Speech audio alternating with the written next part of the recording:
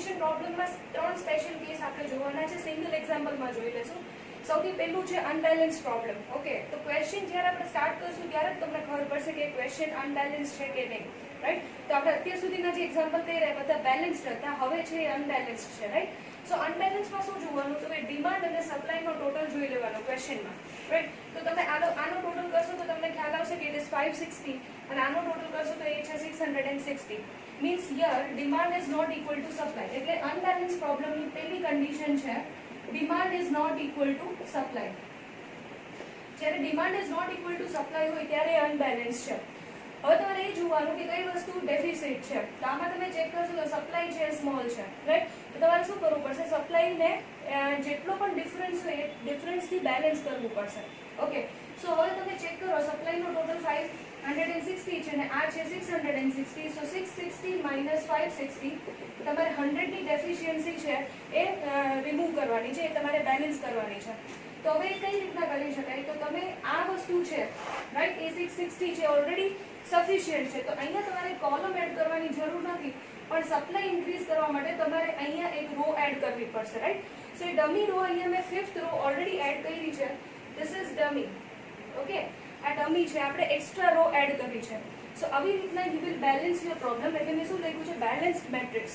Okay, બીજો special case છે restricted route. Restricted route એટલે શું, તો કે તમને કોઈ જગ્યાએ એડવાન્સમાં ક્વેશ્ચનમાં કહી દીધું હોય કે તમારે કોઈ એક પર્ટિક્યુલર જગ્યાએ અસાઇન કરવાનું નથી, એલોકેશન કરવાનું નથી, રાઈટ. સો આપણે જે ક્વેશ્ચન જો ભણીએ છીએ અત્યારે એ ક્વેશ્ચનમાં આપણને 2 રેસ્ટ્રિક્શન આપ્યા છે.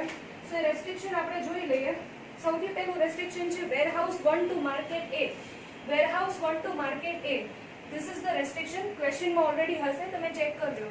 સો this is the first restriction. અને બીજું રેસ્ટ્રિક્શન આપણી પાસે છે વેરહાઉસ 3 એન્ડ માર્કેટ સી. મેં સ્ટાર કર્યા છે. અહીંયા આપણે કોઈ પણ સંજોગોમાં શું કરવાનું છે, એલોકેશન કરવાનું નથી. તો હવે જ્યારે આપણે બેલેન્સ કરીએ છીએ મેટ્રિક્સ, એમાં આપણે વિથ એમ. એમ એટલે શું, તો કે જે આપણા રેસ્ટ્રિક્ટેડ અસાઇનમેન્ટ્સ છે ત્યાં આપણે એમ પ્લેસ કરશું.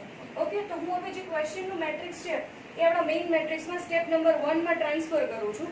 જોતા જાઓ કઈ રીતના કરશું. સૌથી પહેલા 1A રેસ્ટ્રિક્ટેડ અસાઇનમેન્ટ એટલે એમ મૂકું છું. હવે તમે ચેક કરો 12 7 સપ્લાય 180. ઓકે, હવે સેકન્ડ રો ચેક કરો 14 11 6 100. થર્ડ રો 9 5 આ રેસ્ટ્રિક્ટેડ અસાઇનમેન્ટ છે એટલે એમ અને પછી 160. લાસ્ટ 11 7 9 120. રાઈટ. હવે શું થશે, આ તમારી ડમી રો છે, રાઈટ. ડમી રો છે તો તમારી કોસ્ટ થઈ જશે 0, રાઈટ. અને એમાં તમારે જે બેલેન્સ કરવાનું છે, તો સપ્લાય કેટલી ડેફિશિયન્સી છે 100. સો હવે આનો તમે ટોટલ કરશો તો 660 થશે, રાઈટ. અને તમારી ડિમાન્ડ છે એ ક્વેશ્ચનમાં ઓલરેડી છે 240 200 and 220. So this is how you will balance your matrix. આને તમે મેટ્રિક્સ બેલેન્સ કર્યું કહેવાય અને તમે રેસ્ટ્રિક્ટેડ અસાઇનમેન્ટની એન્ટ્રી કરી કહેવાય. ઓકે, હવે ત્રીજો સ્પેશિયલ કેસ છે મલ્ટિપલ ઓપ્ટિમલ સોલ્યુશન. તમને અહીંથી ખબર જ નહીં પડે કે આ એક્ઝામ્પલ મલ્ટિપલ છે કે નહીં, રાઈટ. તો જેમ જેમ આપણે સોલ્યુશનમાં આગળ વધશું હું તમને એક્સપ્લેન કરીશ કે આ સોલ્યુશન ઓપ્ટિમલ છે કે નહીં. હવે આપણે પહેલો સ્ટેપ કરવાનો છે શું, we want IBFS, initial basic feasible solution, and we are applying the method of VAM, Vogel's approximation method. Okay, હવે Vogel's approximation method માં આપણને ખબર છે કે આપણે ઇટરેશન્સ બનાવવાના છે. ઓકે, સો મને એડવાન્સમાં ખબર છે કે આમાં 5 ઇટરેશન થવાના છે, એટલે મેં ઓલરેડી ડ્રો કરીને રાખ્યા છે. પણ આપણે જ્યારે આપણું સોલ્યુશન ડ્રો કરીએ ત્યારે તમારે આટલી સ્પેસ મેનેજ કરવાની છે. મીન્સ તમને ખબર નથી કે કેટલા ઇટરેશન જશે, તો એટલી સ્પેસ તમારે મેનેજ કરવાની છે. ઓકે, હવે VM નો ફર્સ્ટ રૂલ શું, રો વાઇઝ તમારે નંબર્સ જોવાના છે. સૌથી નાનામાં નાનો નંબર સ્મોલેસ્ટ અને સેકન્ડ સ્મોલેસ્ટ નંબર. તો અહીંયા m ને ઇગ્નોર કરવાનો છે.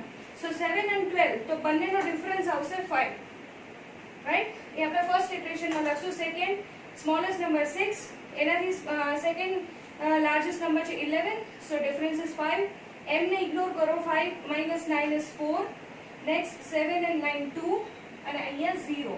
યસ, અહીંયા ફર્સ્ટ ઇટરેશનમાં કોલમ વાઇઝ જોવાનું છે. તો 0 is the smallest number, second smallest number છે 9, સો difference is 9. 0 and 5, so 5 0 and 6, difference is 6, right.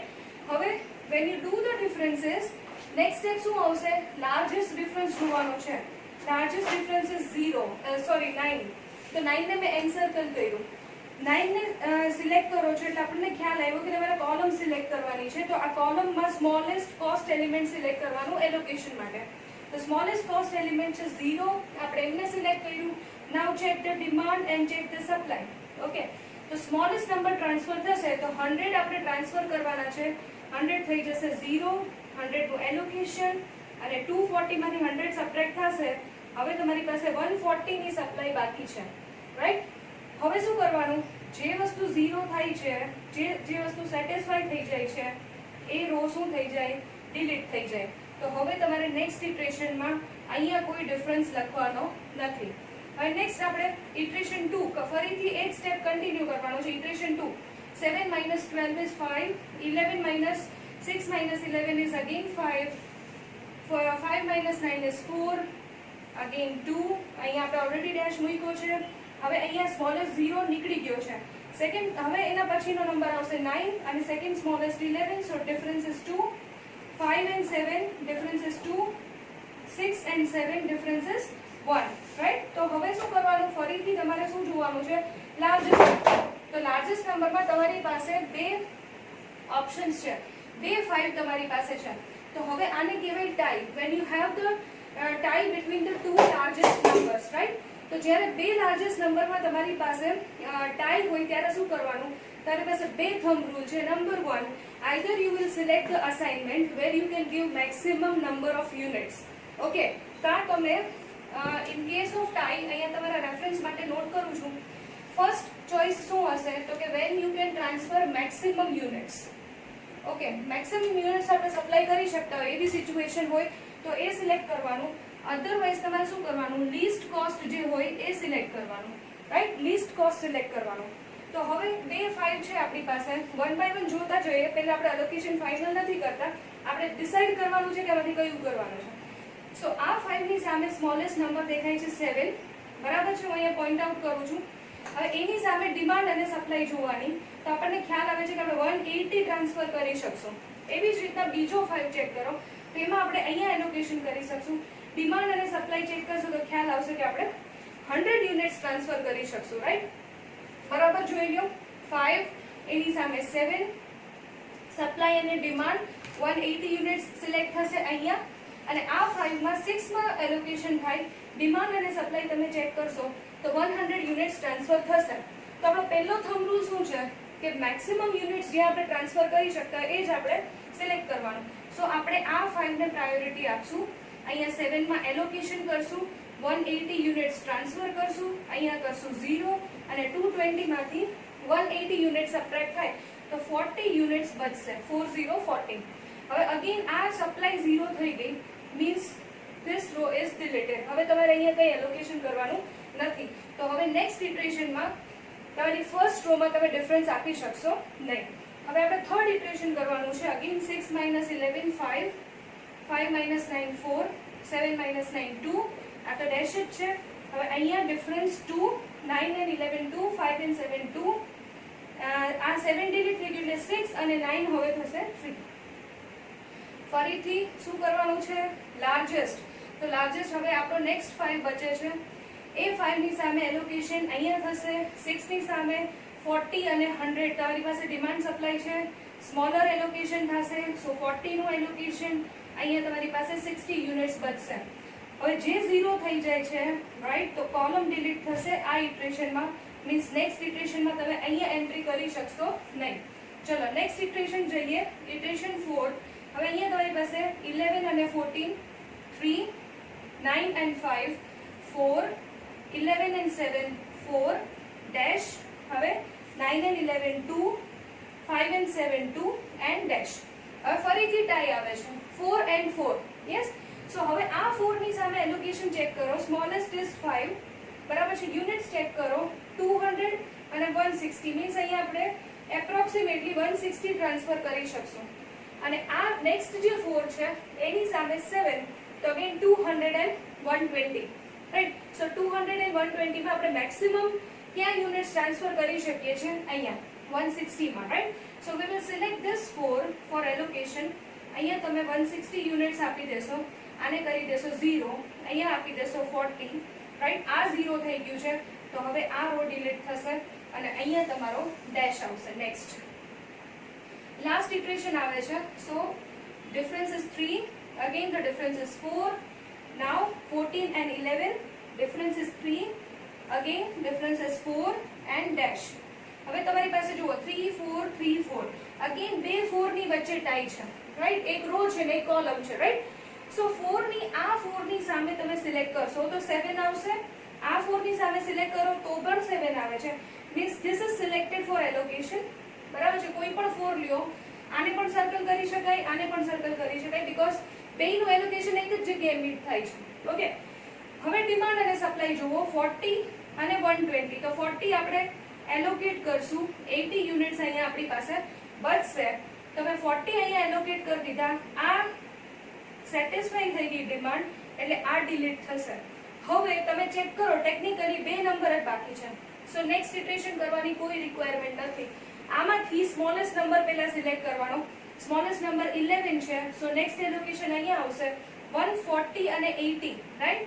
સો 80 નું એલોકેશન થશે, અહીંયા 80 ટ્રાન્સફર કરો, 140 માંથી 80 જશે, 60 યુનિટ્સ બચશે.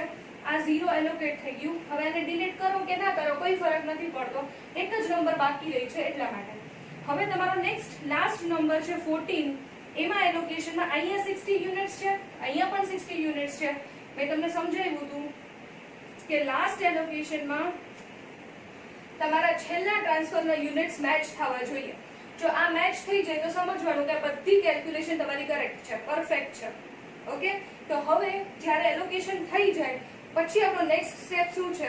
નેક્સ્ટ સ્ટેપમાં આપણે ટોટલ કોસ્ટ કેલ્ક્યુલેટ કરશું, રાઈટ? સો ટોટલ કોસ્ટ કેલ્ક્યુલેટ કરવા માટે હું અહીંયા થોડી સ્પેસ બનાવું છું. અહીંયા આપણે ટોટલ કોસ્ટની કેલ્ક્યુલેશન કરીએ છીએ.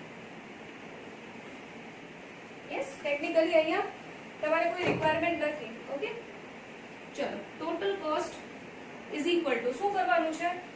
જે એલોકેશનના યુનિટ્સ છે એને કન્સિડર કરતું જોવાનું છે. સો 7 into 180 plus 14 into 60 plus next allocation 6 into 40, right? Next 5 into 160,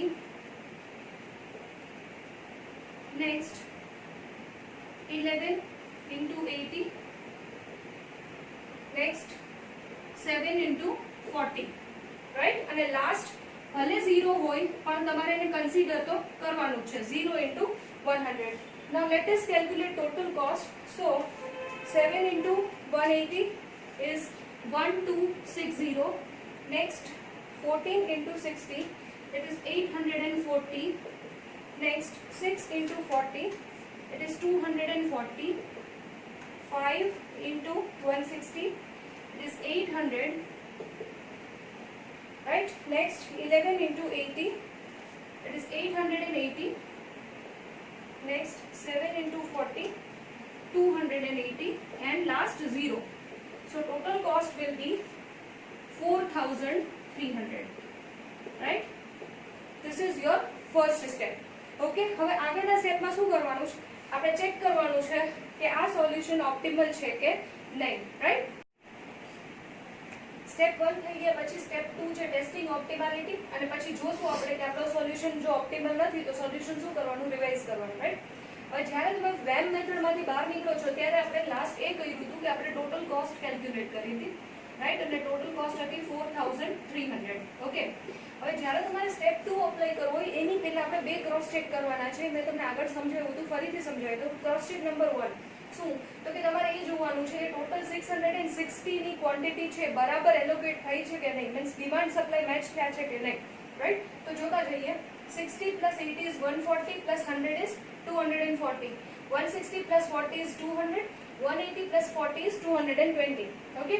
અને હવે આવી રીતના ચેક કરી લે. 180 180, 60 plus 40 is 100, 160 160, 80 plus 40 is 120, 100 and 100. આ આપણું પહેલું ક્રોસ ચેક. આ તમે જો બરાબર કર્યું હશે means it is assume that તમારું એલોકેશન પરફેક્ટ છે. ઓકે, અને બીજો ક્રોસ ચેક શું કરવાનો છે? બીજો ક્રોસ ચેક આ કરવાનો છે m plus n minus 1, right? તો તમારી પાસે ટોટલ રોઝ કેટલી છે જોઈ લો, ઇન્ક્લુડિંગ ડમી કેટલી છે? 5. So 5 rows and 3 columns minus 1. So 5 plus 3 is 8, minus 1 is 7. આપણી પાસે 7 occupied cells હોવા જોઈએ. જોઈ લઈએ. 1 2 3 4 5 6 and 7. So we have 7 occupied cells. Means આ સોલ્યુશન છે એ તમારું IBFS છે. Initial basic feasible solution. Okay, તો IBFS હોય તો જ તમે શું કરી શકો?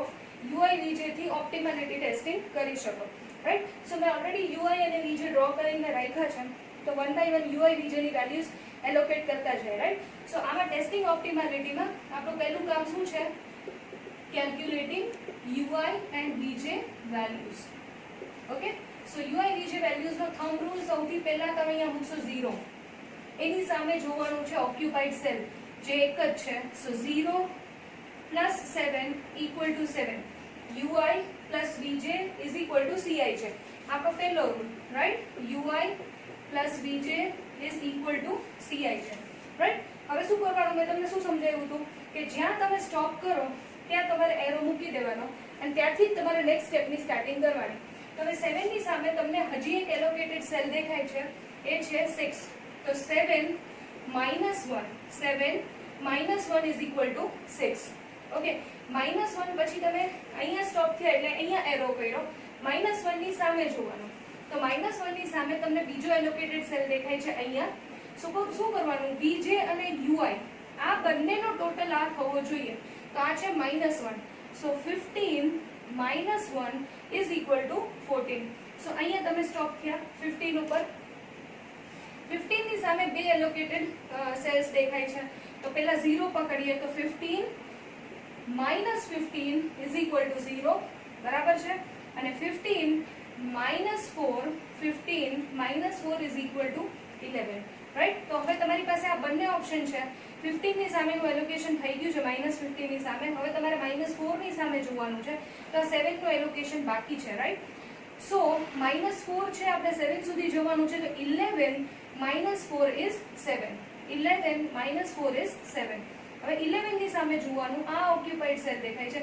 સો 11 થી 5 જવું છે. તો 11 minus 6 is equal to 5. 11 minus 6 is equal to 5.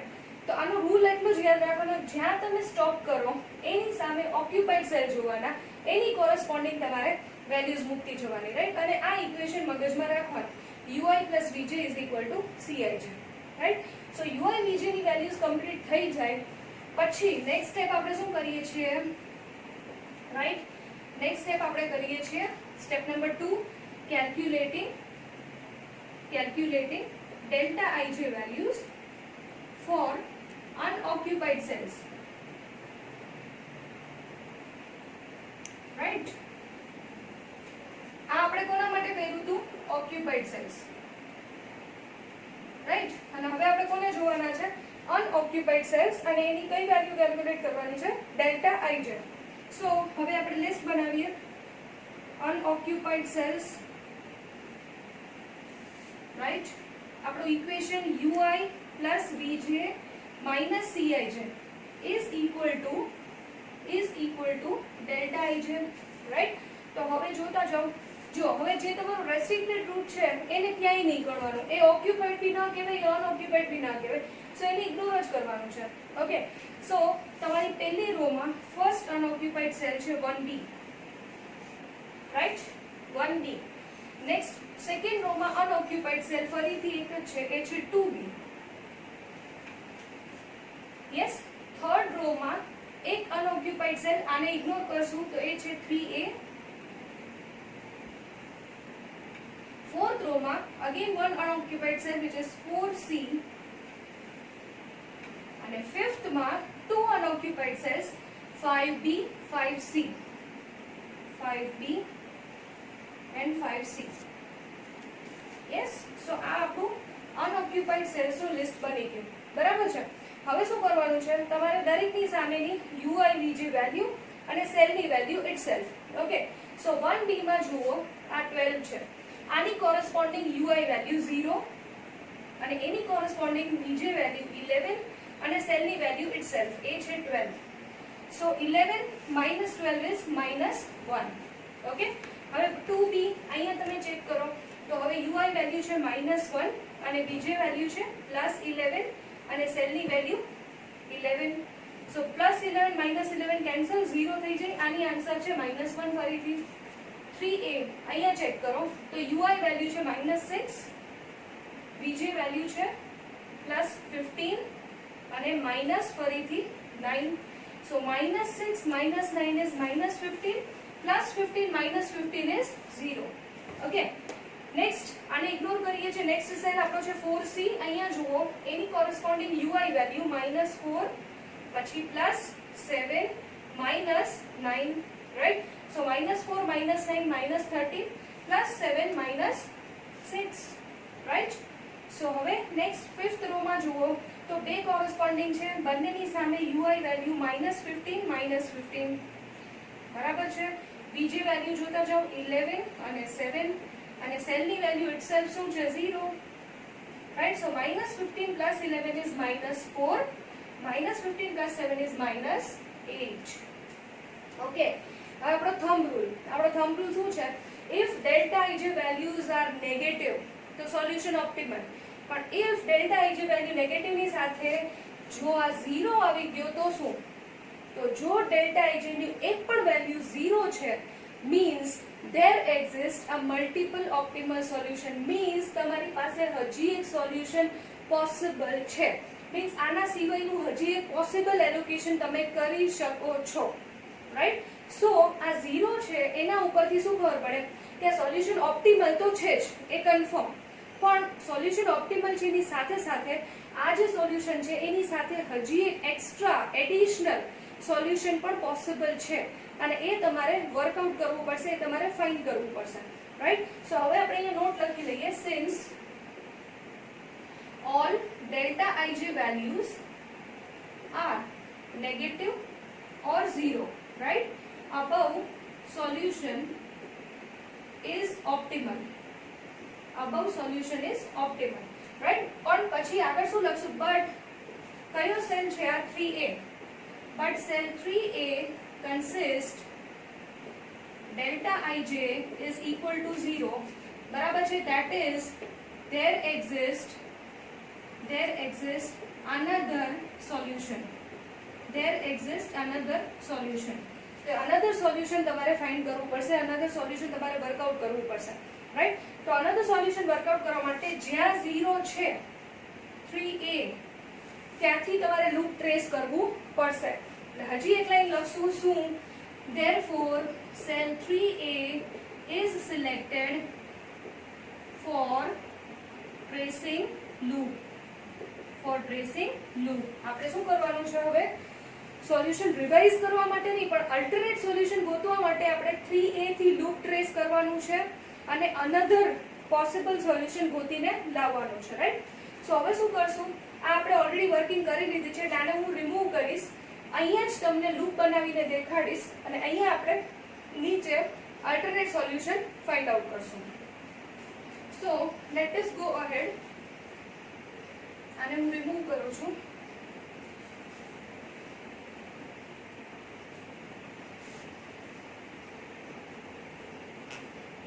ચાલો શું કરવાનું છે આપણે? Cell 3a, right. This is cell 3a. અહીંયા તમારે શું કરવાનું છે? લૂપ ટ્રેસ કરવાનું છે. સો અહીંયા આપણે મૂકી દઈએ છીએ 0 બીકોઝ અહીંયા 0 છે એટલે જ આ સેલ સિલેક્ટ થયો છે. લૂપ ટ્રેસ કરવા માટે કોરસ્પોન્ડિંગ ઓક્યુપાઈડ સેલ ગોતવાના છે. કોરસ્પોન્ડિંગ ઓક્યુપાઈડ સેલ બહુ ઇઝીલી દેખાય છે. સો સ્ટાર્ટ કરો. તમારો લૂપનો first destination, this is the first destination, this is the second destination. Yes, આ સેકન્ડ ઓક્યુપાઈડ સેલ, આ થર્ડ અને આ ફોર્થ. પાછા આપણે ઓરિજિનલ સેલમાં રિટર્ન થવાનું, રાઈટ. હવે જે સેલથી તમે સ્ટાર્ટ કરો plus minus plus minus, right. પછી નેગેટિવ સેલ્સમાં શું કરવાનું? સ્મોલેસ્ટ ક્વોન્ટિટી સિલેક્ટ થશે. તો સ્મોલેસ્ટ ક્વોન્ટિટી છે 80. સો શું લખશું? 80 units are selected for transfer, right. So આપણે જે અલ્ટરનેટ સોલ્યુશન બનાવશું એમાં 80 યુનિટ્સ આપણે ટ્રાન્સફર કરવાના છે, રાઈટ. સો હવે અહીંયા હું લખીશ સ્ટેપ 3 માં રિવાઇઝડ સોલ્યુશનની બદલે multiple solution, right. Multiple solution આપી અને આપણે મેટ્રિક્સ ડ્રો કરવાનું છે. આપણને ઓલરેડી ખબર છે કે આ સોલ્યુશન ઓપ્ટિમલ છે જ, એટલે ફરીથી યુઆઈ વીજે વેલ્યુઝ કરવાની જરૂર નથી. એટલે તમે મેટ્રિક્સ થોડું નાનું ડ્રો કરશો તો ચાલશે, કારણ કે યુઆઈ વીજે બનાવવાનું નથી. તો એ બી એન્ડ સી અને supply, A B C and supply. આપણા 5 વેરહાઉસ છે, 3 4 ઓરિજિનલ, 5મું ડમી. સો 1 2 3 4 એન્ડ 5 વેરહાઉસીસ, અને અહીંયા આવશે ડિમાન્ડ. ઓકે, હવે શું કરવાનું છે? પહેલા આપણે કોસ્ટ એલિમેન્ટ્સ ટ્રાન્સફર કરીએ છીએ એઝ ઇટ ઇઝ.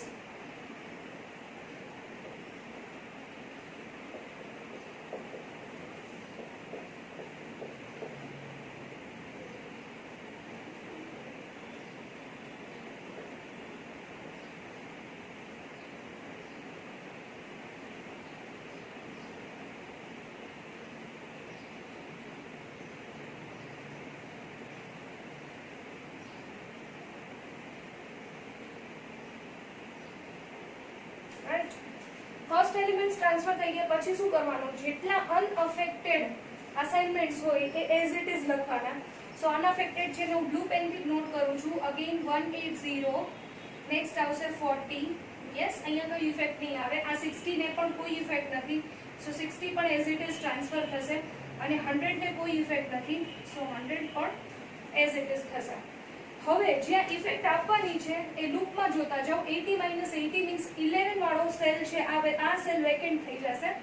9 વાળો સેલ આ વેકેન્ટ હતો, ત્યાં પ્લસની સાઇન છે એટલે 80 યુનિટ્સ ત્યાં ટ્રાન્સફર થઈ જશે. સો 80 યુનિટ્સની એન્ટ્રી મેં કરી. બાજુમાં 160 છે, એમાં માઇનસની સાઇન છે, તો 160 - 80 ઇઝ અગેન 80.